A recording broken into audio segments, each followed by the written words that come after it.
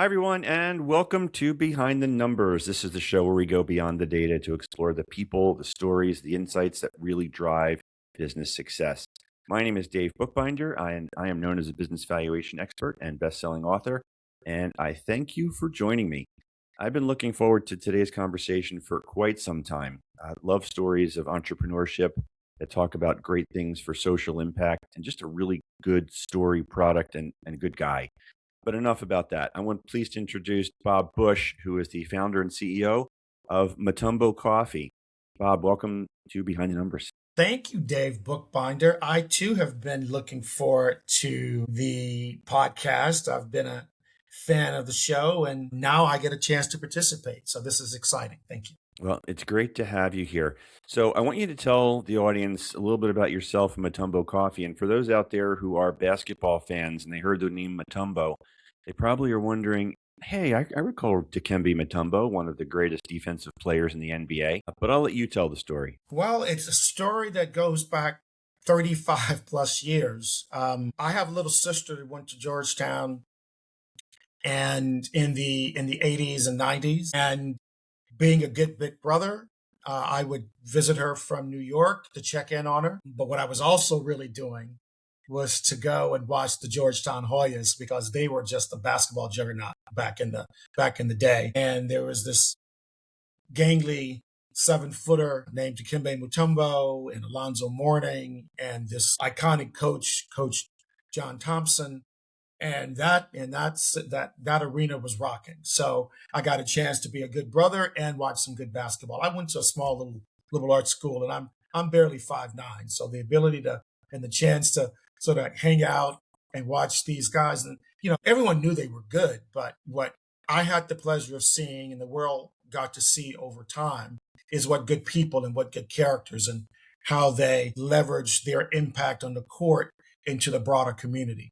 And so I've been a friend of the team and of Mr. Mutombo for many, many, many years. I went off to do my geeky stuff in law and in business and finance, and he went on to have an NBA Hall of Fame career.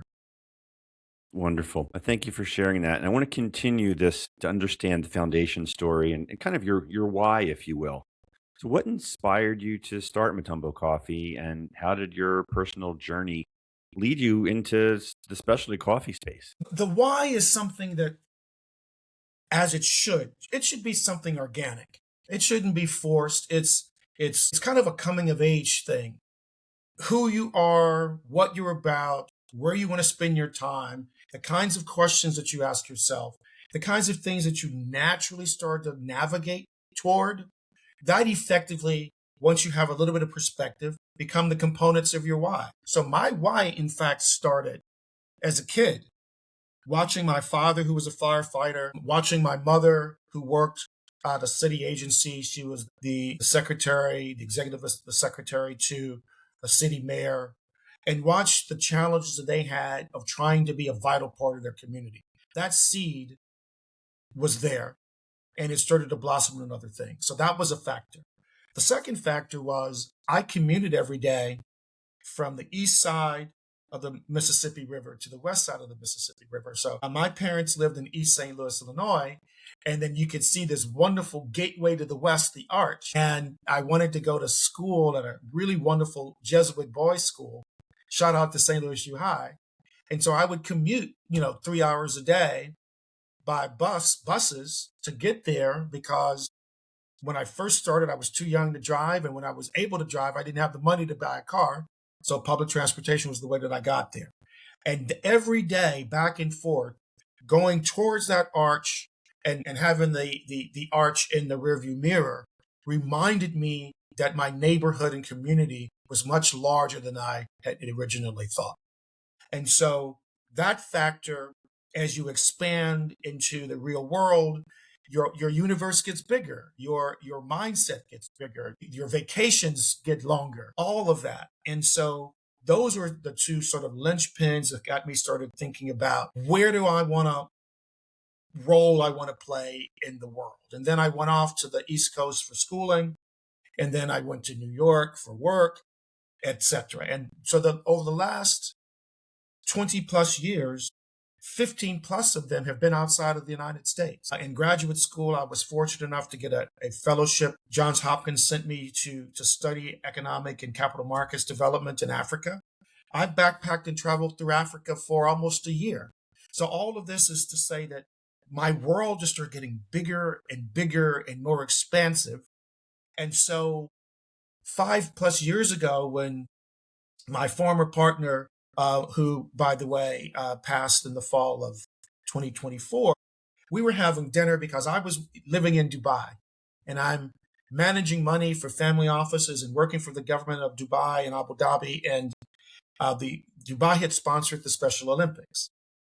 And over dinner, Dikembe and I were talking about social impact and all the wonderful things that he had done post-career. He had built a hospital that he had named after his mother. He was raising money to build a school that he was going to name after his father. And he asked if I could be supportive. And I've said, of course. I'd known him from a young man, a teenager, to all the great things that he did. And he was, in fact, a great model of how to translate one's celebrity into humanitarianism. And so I quickly said, yes, how can we help? And over the course of that conversation, it became apparent that it wasn't money that he really needed. We needed another business model, right? We needed another way that would allow him to continue to do bigger and greater and more impactful things. And that's how Mutombo Coffee was formed. Let's identify a product. Let's identify people in the Congo, which is where he was from, that could create real value, right? This narrative of, oh, poor Africa and the poor people and the flies on the babies' faces and they're not very literate. Those days are way gone. You've got some of the smartest, most industrious young people, men and women in that continent that need opportunity. And I came from the finance world and I wanted to create what I called a commerce over charity model using my skill set. I was in Dubai because we helped form and grow the Dubai Multi-Commodities Center. We worked on fabulous projects with the Palm Islands and the Atlantis Hotel. So I wanted to use the skills that I had learned over the course of my legal and financial career and bring it to bear to the kinds of things he wanted to do to create, maximize the impact that he wanted to have in his native Congo. So Mutombo Coffee was this wonderful pairing of a man that had a tremendous amount of passion and my sense of purpose. So I'm the guy, the geek in the background. I just want to make sure those trains run on time. And he was the 7'2" walking billboard, very charismatic, deep voice, wonderful man. And we brought those two forces together to build a business that now 5+ years later is still going strong, and we're going from strength to strength. The issue, though, because, God laughs at our plans, right? So we sketched out a whole lot of stuff of what we wanted to do with the business. 6 months later, COVID shuts down the world. So it's tough to do business in international trade and do business in Africa during the best of times. But now no one's doing anything. So we were born out of that kind of challenge. And it has made us a better company. It has made us much more mindful of risk and risk mitigation out of the gate.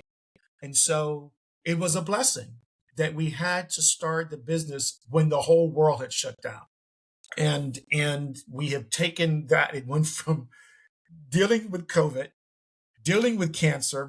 My partner ended up getting cancer. How do you deal with that when the face of the brand, the person that's on the packaging, is no longer able to do the things they want to do? Then you had tariffs, right? Then you had price volatility, then droughts and pests coming in these countries, etc. So I quickly realized I thought I was in the coffee business and the hospitality business. What I was in was the supply chain and logistics and fulfillment business. Sorry about that. How do you balance the social purpose of Mutombo Coffee with, we'll call it, the commercial realities of running a specialty coffee brand? It's not a balance. It's the same kind of question that when people ask me, well, how do you balance your life, your work, your personal life, etc.? I don't know any entrepreneur, and if there is one, I want to meet him or her that can really talk about the balance. I don't think it's a balance at all. It's more of a blending, right? It's making sure that you have a support system of family, friends, associates that recognize that you're on this really interesting entrepreneurial journey, and to think that you're going to, in 24 hours a day, this is 8 hours when I sleep, and 8 hours when I work, and 8 hours when I deal with my family. And I'm going to try to keep that balance in those 3 8-hour time buckets in balance. That's a juggling act that I don't know too many people have been able to do successfully. But if you are driven and focused and create a harmony because you're in alignment with that's why I love the question that you asked, with your why, it doesn't feel like a balance at all. It's truly a blending. I'm not trying to figure out what to do with oil and water, right? I am creating a life concoction where my purpose is expressed throughout my entire day. And it's just a natural extension of who I am, because it's very difficult if you're going to take some, some weights, and you've got 45 pounds on one side, and now you're trying to put another 45 pounds on the other so that the weight doesn't tilt. That's work, man. But if you're the bar, so that no matter what goes on either side, the bar will hold to keep things, moving forward. That's what I seek. So no, I'm not actually seeking balance. I'm seeking this blending.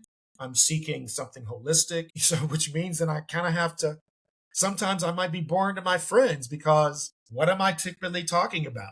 I'm talking about something that's going on with the business, because the business is life and the life is business. Yeah. And I've been blessed with the opportunity to sort of think holistically, and it's not a burden to me. It's a privilege and it's a pleasure, but it is quite consuming. Yep, those are the words I hear from every entrepreneur. So that is what comes with the territory. It's the integration. It's not so much balance. So Bob, you alluded to the concept of what I'll call the brand after loss when Deke passed. And he, like you said, was the brand's identity. So how did Mutombo Coffee maintain the momentum and stay true to the core mission? Unpack that a little bit for us. Yeah, thank you for that question. And so one of the things that we talked about very early on is this is not going to be a vanity project. This is going to be a business. And what makes successful businesses? Successful businesses rely on a team. Successful businesses rely on an alignment with your partners. Successful business relies on understanding of the unit economics of the products that you're building, right? Successful businesses rely on understanding your supply chain and your value chain, not just the stuff that you see. It's sort of like going into a Michelin or a James Beard restaurant. The kitchen can be quite challenging, right? That orchestration can be quite challenging. So we knew out of the gate, and going back to sort of what I said earlier, because we were hit with a pandemic, it forced us to think about infrastructure. It forced us to think about sustainability. After all, the purpose of the model was to come up with a business model that would be sustainable for our farmers and sustainable for our value chain. And so that was one of the unintended or benefits of starting the business at a difficult time, is that we knew it had to be a business first, and then it would survive me, it would survive him. And I used to quote very early on, we need to build a business where the train doesn't stop, right? We need to build a business that anybody can be put into this business and can replace me. If I'm building a business that relies on me, that's not a very good business, right? If I'm building a business that relies on him, that's not a very good business. And so as it relates to, he's irreplaceable. His name is on the till, his name was on the packaging, but that inspiration remains there. And so we've been able to go from having a successful person like himself part of the business to, we have a partnership with the Houston Rockets. So it's no longer about a player who played on a team. We actually have a team supporting our business model in Houston. I am at the moment in Philadelphia. We now have a university, Temple University, supporting what we're trying to do at the university, in the community, with the students, using our business model to help educate and train young entrepreneurs using our model as a test case of how they might be able to apply some of our principles to some of their own entrepreneurial aspirations, right? So that momentum happened because we tried to do the first things first, because we tried to recognize that we needed to build something that truly was going to be sustainable. And that has been borne out. And we will see what the next few years look like because we started the business from just doing events with celebrities at golf tournaments. And then corporations go, hey, that was a fun experience you guys did. And then we started doing some things at the NBA level with the Players Association. They created a pop up for us, coffee shop and all star weekends. So we went from events and activations to corporate clients where our coffee's in their pantries. We're now in discussions with national retailers where the coffee's going to be on those shelves, right? We're creating all kinds of content. This is one of the blessings of being able to be on your show to tell our story so that others will understand what we're trying to do as we move more customer facing and more e-commerce facing, converting fans to consumers of our product. We're doing more podcasts with you and all. So all of these things help create that momentum, and they're happening organically. This morning, we were talking about the launch of our espresso martinis. Why? Because we were serving coffee in the morning before the golf tournament started, the shootout, right? But hey, these guys are drinking coffee all day. Eventually, they end up at the bar, and I'm like, we need some coffee to get them from that morning wake up to a job well done. So we're extending the product line as well. So that momentum really comes from listening to your customers, listening to your clients, and having your clients and our customers tell us what they want and then meeting that demand. Yeah. I want to emphasize one thing that you had said sort of at the beginning of your response about building a business that doesn't rely on you specifically. And that's critical for business owners and entrepreneurs who are out there listening because that's referred to as key man risk. And if the business can't run without you, then you've got a valuation problem and it's going to manifest itself at the worst possible time. Also, go Owls, and my alma mater, Temple University. Bob, I want to talk to you a little bit about leadership. You've learned a lot of lessons along the way, but maybe share a thing or two with us about what you've learned with regard to leadership in terms of leading a mission-driven brand, both in profit and purpose-oriented context. What I've learned about leadership is that leadership is a toolbox. It's not just one thing. A leader, in my humble opinion, one is not a leader if there's no one interested and willing to follow. And at certain points in the evolution of your business, it might be when you are trying to raise money. Even before that, because in my opinion, there are different sources of capital, right? So the primary source of capital that you have is your reputation and your relational capital. And so as a leader, that started with how you conducted yourself in high school, in college, in your jobs, in the people that you meet. Those are forms of leadership. How do you interact with your space? How do you interact with your ecosystem? How do you interact with your community? And so leadership, despite the leader in the title, can often mean at different parts of what is necessary. Just being a team player, just someone relying on that recognizes that in this particular case, it is time for me to be second chair or silent because leadership is about results. It's not about whether or not you hold the reins. It's about whether or not we got there. And so if you can take your ego out of it and figure out where you need to create the most value, you in fact are a leader, right? And so then when you think about the different business, right, you've got to build a team and you've got to be inspirational. You've got to convince people that this idea that you may have not even put on paper yet, right, is cohesive and it is solving a real problem and all of that. So leadership is this word that cannot be easily boxed into, a particular style because at the end of the day, it's about getting stuff done. And so as we have started to build this business, and you talk about the distinction between profit and purpose, when I'm wearing my leadership profit hat, it's a different kind of conversation, right? We're then talking about returns on investment. When I'm leading with regards to our purpose hat and going back to integrating that, I have to be able to tell the story that satisfies both. I have to be able to bring different elements into that model to show that we are on point. Now, I must say that one of the smartest and best investors in the world, when he talks about profit and purpose, he has, and others have said, and this is very much kind of a warehouse, a Wall Street kind of perspective, around shareholder primacy, right? That the primary goal of a business is to return capital to its investors. There's a lot of truth in that. If you ask for somebody's money, you need to be able to return them their money. But when you're creating a social enterprise that we have, money has different characteristics. It has different faces to it. And it's not just a return on investment if you have harmed the environment, burnt out your employees, destroyed your supply chain, but now you've got the money in your pocket. That's not it either.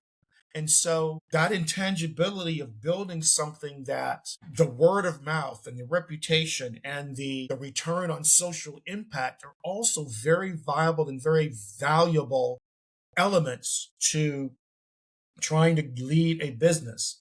And so one has to be careful that the expectations of the people that join the team and the money that comes in recognizes duality and the dual purpose of the profit and purpose. But otherwise, there's a misfit to it, right? And that's not good for anybody. So in this case, the leadership is not only you've got to be able to articulate and execute to people that often are not accustomed to wearing both hats at the business level. But guess what? The customer increasingly is. There are more customers demanding it.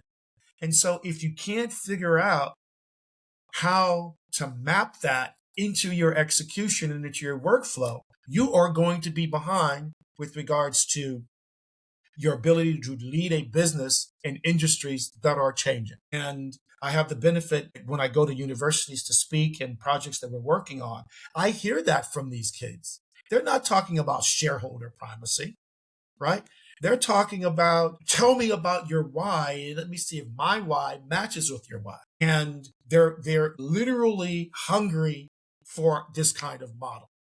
But the model creates this dual challenge of how do you satisfy both, right? And the best way to really square the circle is to not need a lot of money from somebody that only cares about the return on investment, because the best fundraising is when the demand from the consumer is what's funding your business.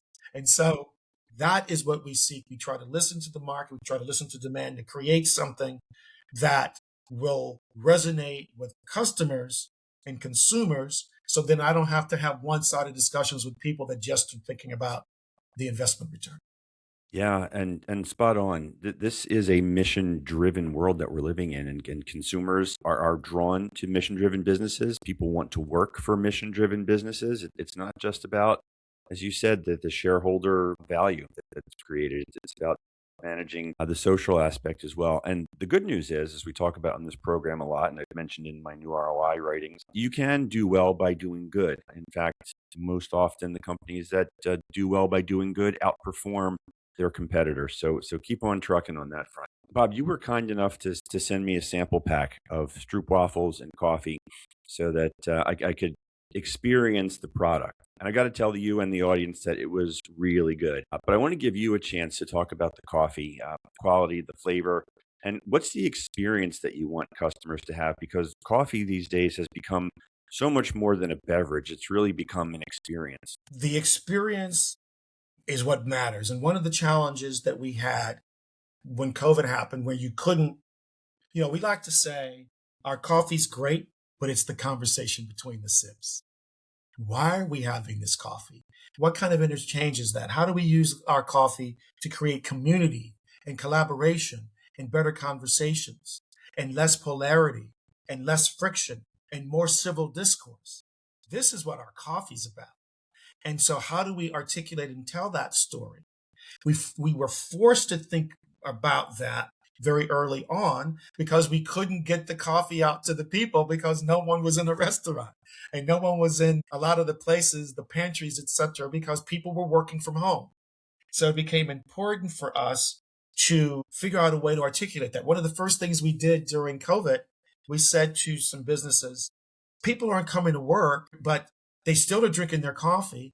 How about you send to your employees for that weekly meeting or that monthly meeting or whatever, coffee, give them a Mutombo coffee mug, and now they're having a conversation on Zoom, sharing coffee on the call, and that's a way to create a little bit of cohesiveness, even if the dog is barking in the background, right?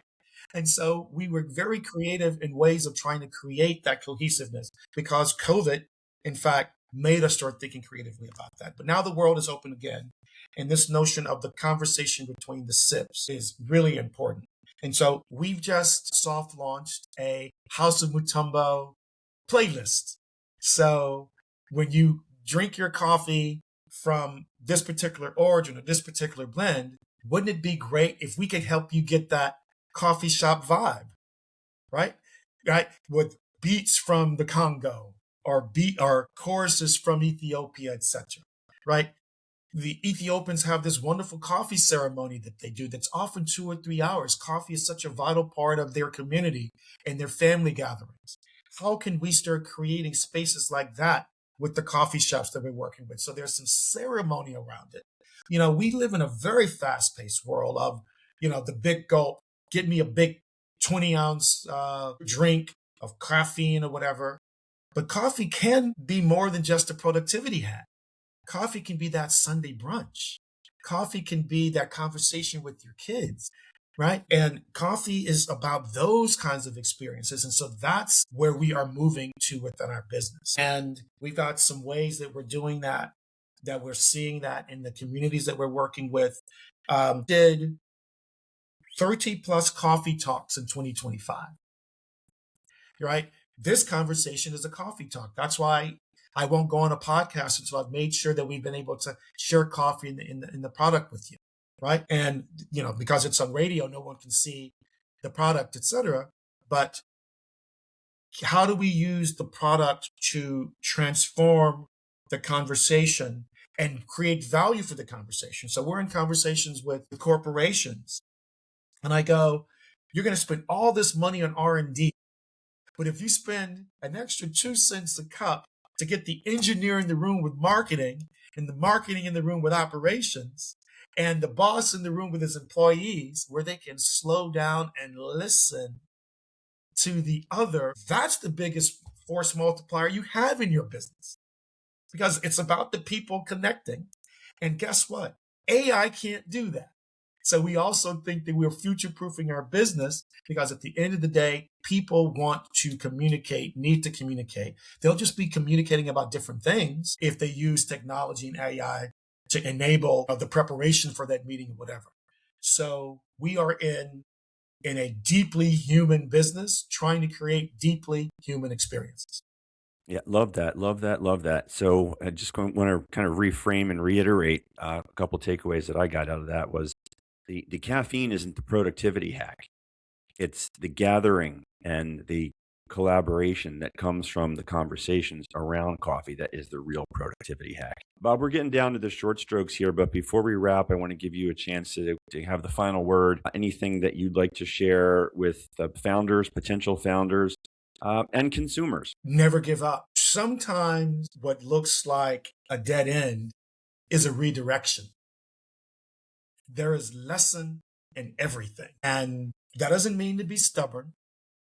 That doesn't mean that you don't need to pivot, but never give up. Your blessing is around the corner. For those of you that are listening and you're like, well, I'm not Bob Bush. I'm not Dave Bookbinder. You have talents. You have individual talents. You have a network of people. Don't give up. When you're feeling that you don't know where to go, be still. Prayer is important. We talked about integration and this notion of balance.